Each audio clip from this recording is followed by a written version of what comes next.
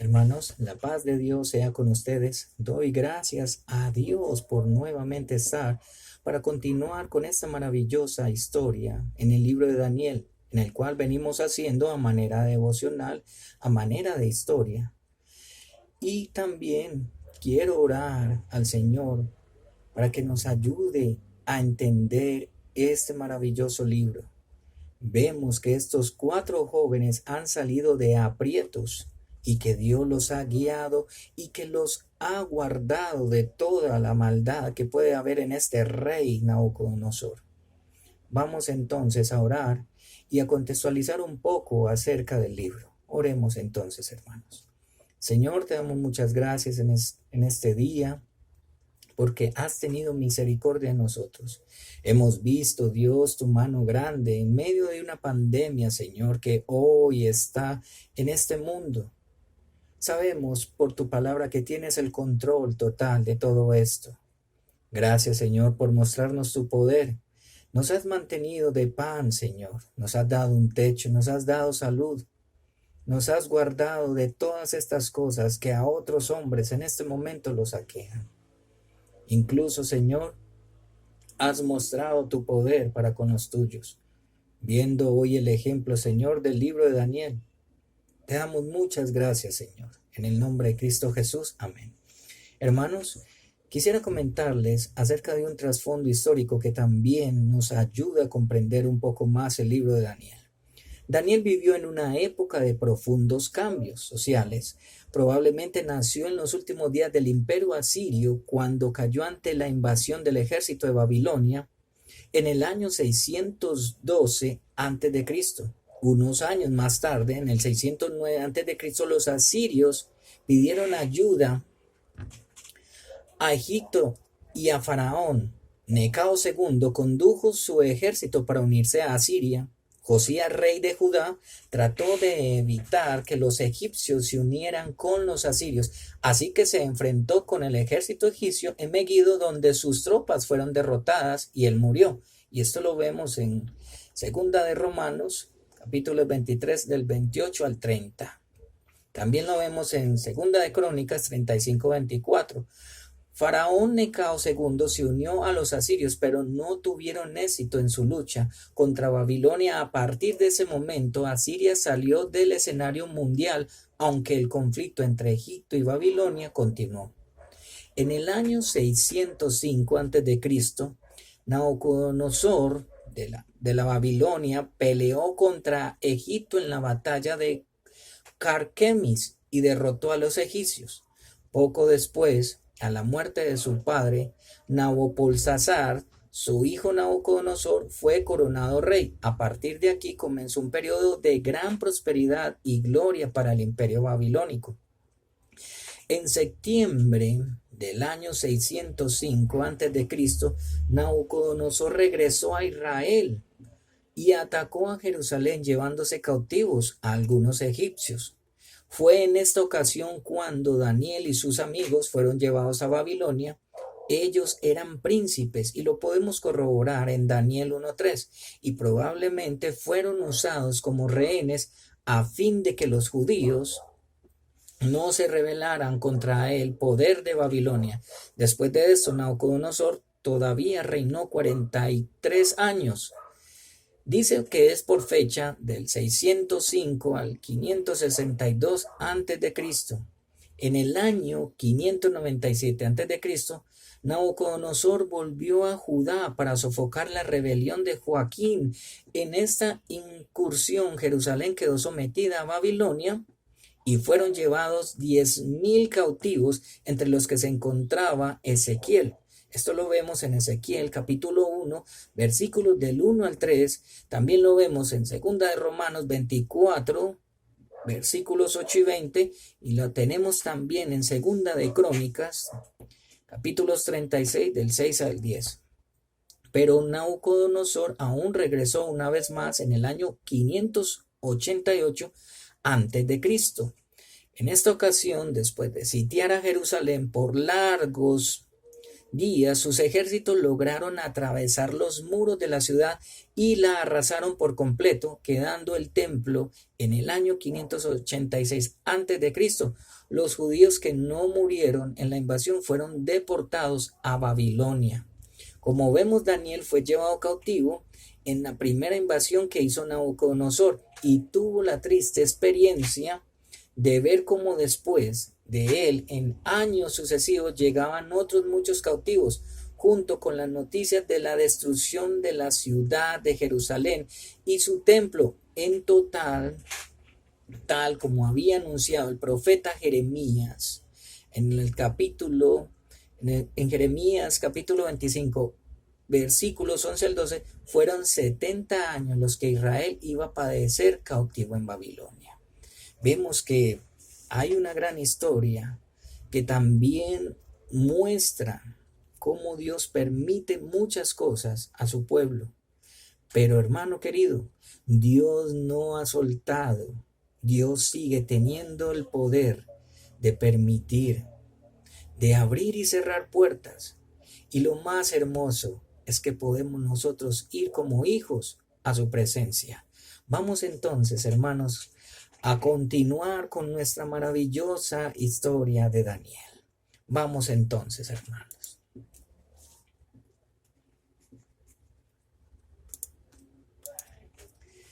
La escritura en la pared. Vemos que lo que habíamos leído anteriormente, vimos cómo el rey Nabucodonosor pasó por una gran prueba y a lo último reconoció, después de estos 7 años, de que hay un Dios todopoderoso. Vamos entonces, hermanos, ya con este pequeño recuento, vamos ahora sí a entrar en esta nueva lectura que dice la escritura en la pared. Y vamos en nuestras Biblias al capítulo 5 de Daniel y se lee todo hasta empezar el nuevo capítulo que es el 6. Vamos entonces a leer. Desconocemos cuánto tiempo más vivió Nabucodonosor después de haber emitido el decreto a la alabanza de Dios. Algunos dicen que fue 1 año, otros algo más, pero sabemos que cuando murió, la gloria de Babilonia también desapareció. Su hijo, Evil Merodach, fue un rey débil, como la mayoría de los que le sucedieron. Todos vivieron dedicados a los placeres, olvidándose de que había enemigos poderosos esperando ansiosamente las primeras señales de decaimiento del imperio.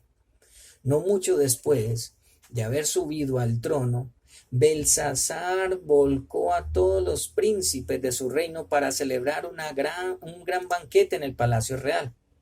Al menos vinieron unos 1000 invitados y rodearon las mesas cubiertas con los mejores vinos y manjares de Babilonia. Belsasar bebió en abundancia, ofreciendo a los demás un triste ejemplo. Pronto muchos se embriagaron y comenzaron a comportarse en forma desvergonzada, como ocurre siempre con la gente que bebe mucho vino. Termina haciendo cosas de las cuales no hay una buena experiencia. En el transcurso de la noche, la situación en la sala de banquete se fue volviendo cada vez más y más ruidosa. Descontrolada, los hombres y las mujeres gritaban y abalanzaban sobre sus dioses. Estos dioses de Babilonia, mientras bebían interminablemente en su honor, la música, las canciones y los bailes iban llegando a su punto máximo. O sea que esto se estaba poniendo candente. Poco después el rey, ebrio por completo, ordenó a sus criados que trajeran los vasos de oro y plata que Nabucodonosor había tomado del templo de Jerusalén muchos años antes. Así hizo. Y en medio de las risas y de las burlas, los vasos sagrados llegaron a la mesa del rey.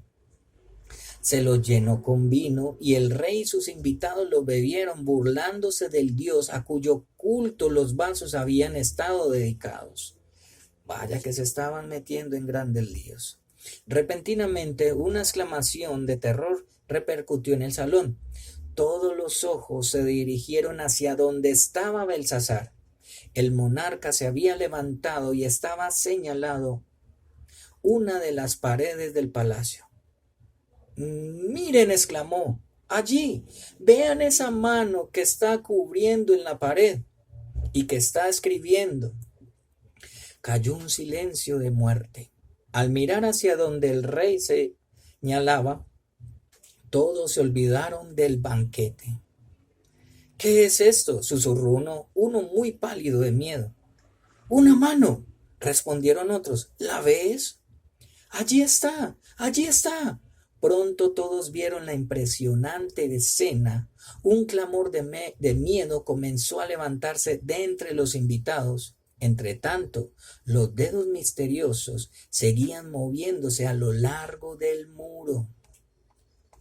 Me imagino cómo sería esto de asustador.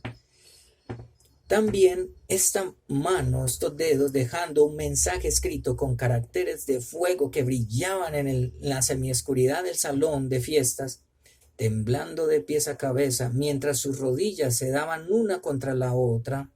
Belsasar ordenó a gritos que vinieran los magos, los caldeos y los adivinos para leer la extraña escritura.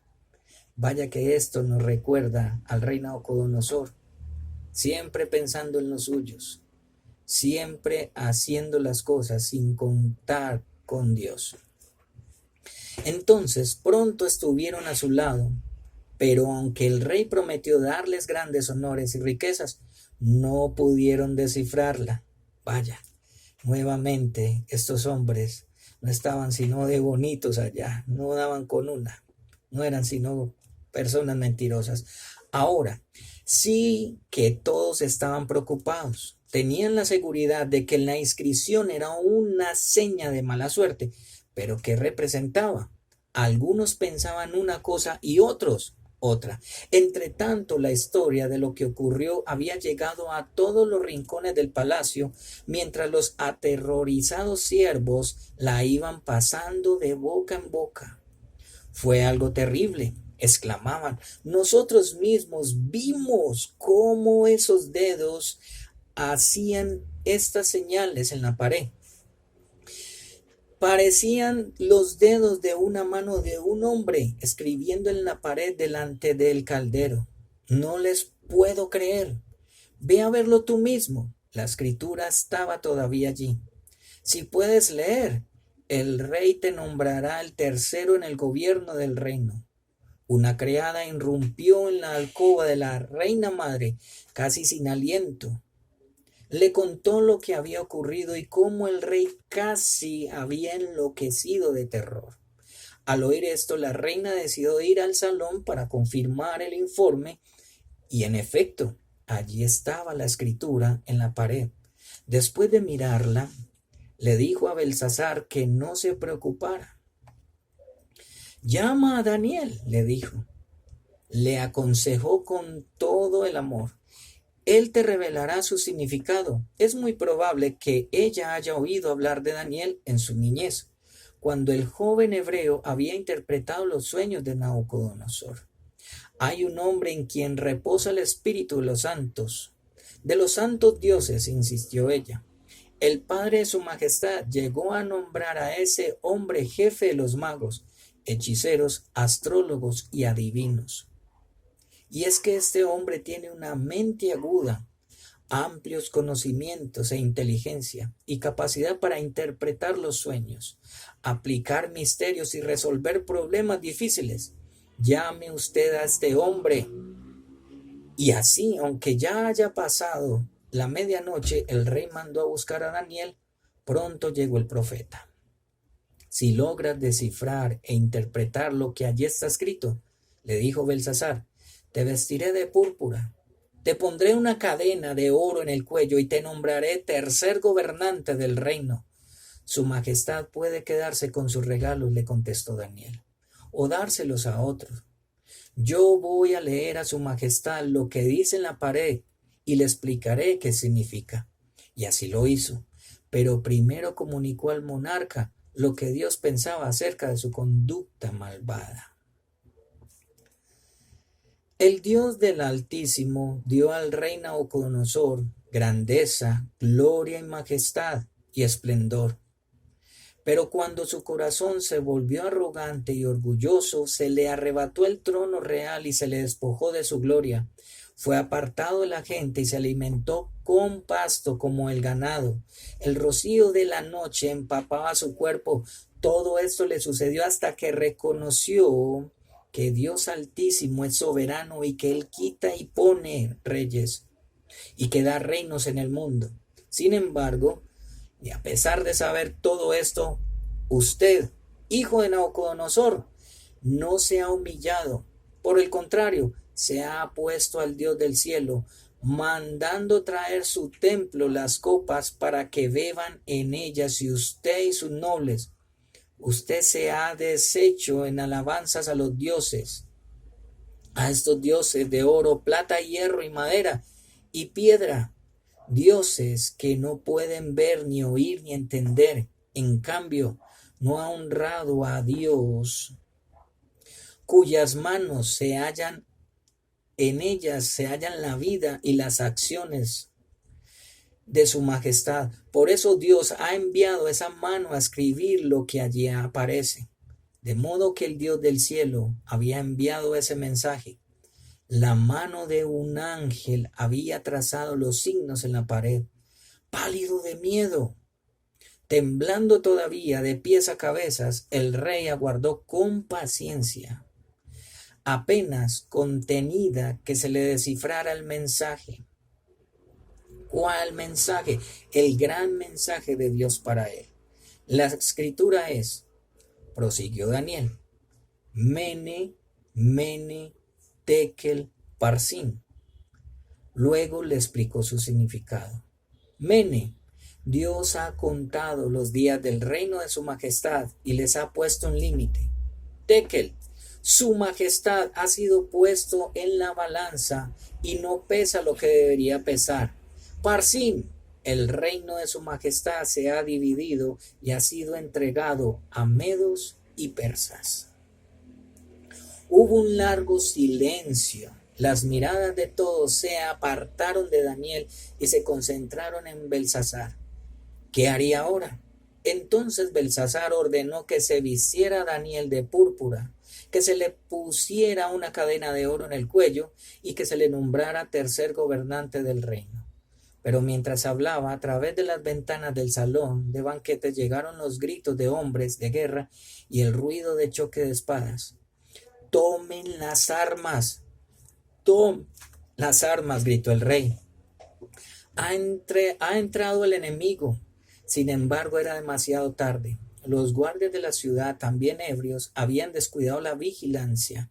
Ahora los soldados medo-persas avanzaban por todas las partes sin que nadie pudiera hacerles frente. Esa noche cayó Babilonia.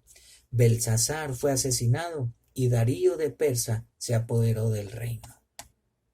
Hermanos, vemos que esta historia enseña nuevamente que al desobedecer a Dios trae consecuencias. Cuando estos reyes no han dado la alabanza a Dios, el cual ha permitido de que ellos estén en esos lugares, vienen a ellos grandes ruinas.